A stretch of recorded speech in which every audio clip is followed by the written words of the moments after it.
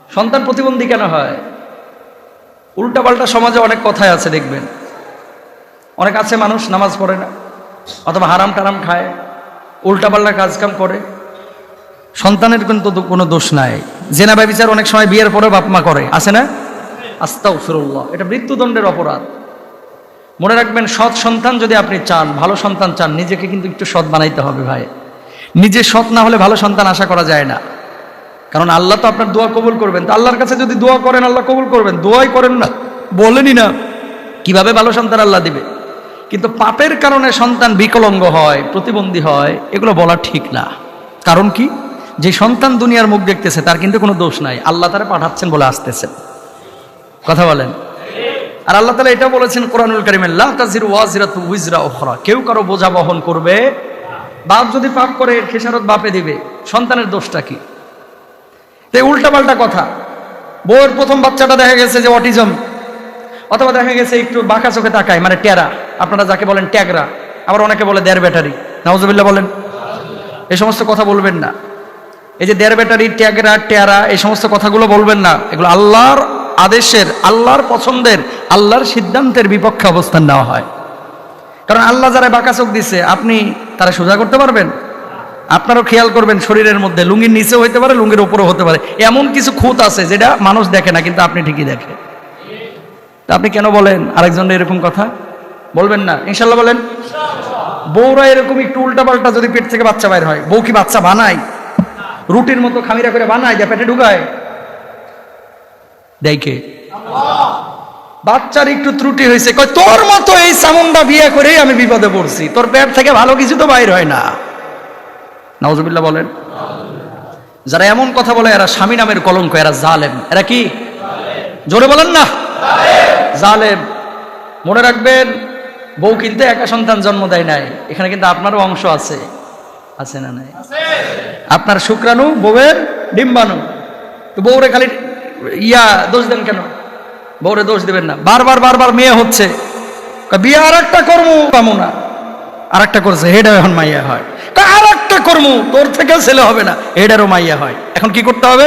বিয়া দরকার নাই, ঝাড়ের বাঁশ কাটবেন আর মাথার উপরে দিবেন বাড়ি। এটা হচ্ছে এর ওষুধ।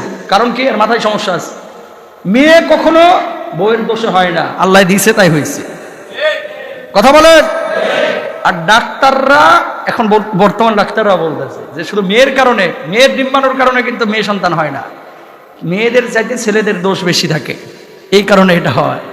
তো যাই হোক, দোষ কার, এদিকে যাব না। আমি বলতেছি, ছেলে হোক মেয়ে হোক, সব কিছু দেন আল্লাহ। তা আপনি এটার উপরে শুকরিয়া আদায় করেন। প্রতিবন্ধী যদি কখনো হয়, অসুস্থতা যদি কখনো থাকে, এটার উপরেও আপনি সবর ইখতিয়ার করবেন।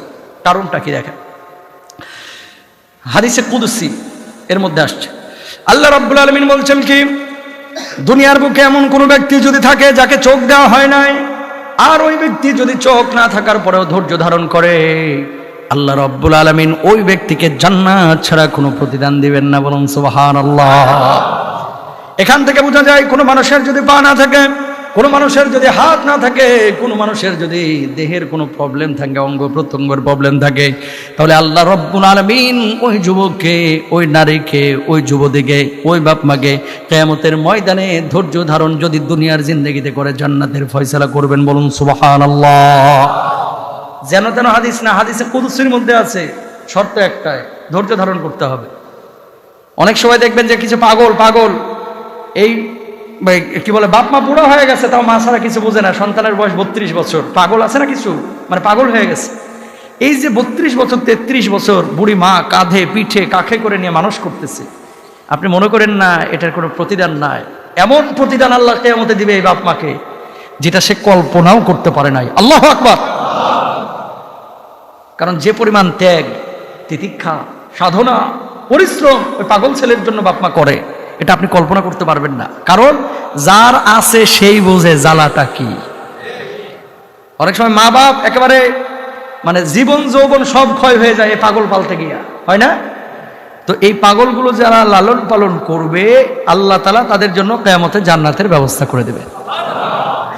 আর একটা হাদিসের মধ্যে কি আসছে খেয়াল করেন, আল্লাহ নবী সাল্লাল্লাহু আলাইহি ওয়াসাল্লাম বলছেন, ঘরের মধ্যে রিজিকটা বাড়ে, রিজিকের মধ্যে বারাকা আসে, যদি কোনো অসহায় অথবা বেকার অথবা যার সামর্থ্য নাই রিজিক অন্বেষণ করার, তাকে যদি তুমি খাবার তুলে দাও।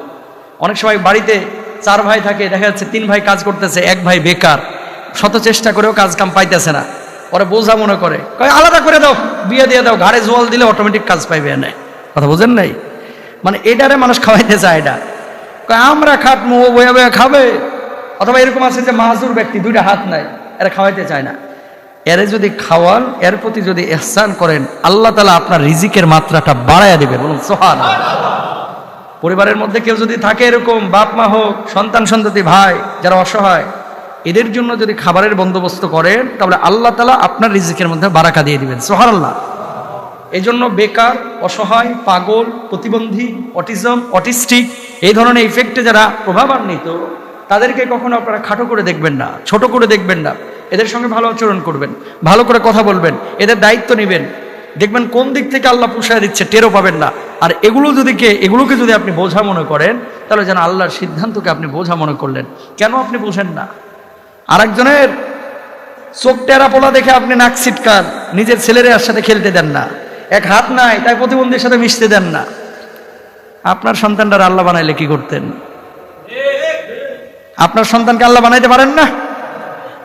একটা অ্যাক্সিডেন্টই যথেষ্ট, 2 পা কাটিয়ে ফেলাইতে হয়, আছে না? যে অ্যাক্সিডেন্ট করে এমন ভাবে ট্রাকটা গেছে 2 পায়ের উপর দিয়ে, আবার ট্রেন গেছে, এই পার রাখা যাবে না, লুহা লক্কল বাঁশ রড সিমেন্ট লাগায়, আর পা জোড়া লাগবে না, ডাক্তার বলে কাইটে ফেলেন। তা আপনার ছেলে তো এখন 2 পা হারা, এখন কি করবেন? আগে তো আপনি খেলতে দেন নাই, আগে মিশতে দেন নাই, ওর সাথে মিশিস না। প্রতিবন্ধী হোক, কিন্তু সে তার বাবার রাজ্যের রাজা, সে তার মায়ের রাজকন্যা, ঠিক কিনা? কোন বাবার কলিজার মধ্যে তার সন্তানটা কিন্তু প্রতিবন্ধী না, সন্তানটা বাবার রাজ্যে কি রাজপুত্র, রাজকন্যা, মায়ের রাজ্যে। খবরদার টেগরা, প্রতিবন্ধী, ল্যাংড়া, লুলা, কানা, চূড়া, ভাঙা বলা যাবে? যাবে? ইনশাআল্লাহ বলেন। ইনশাআল্লাহ।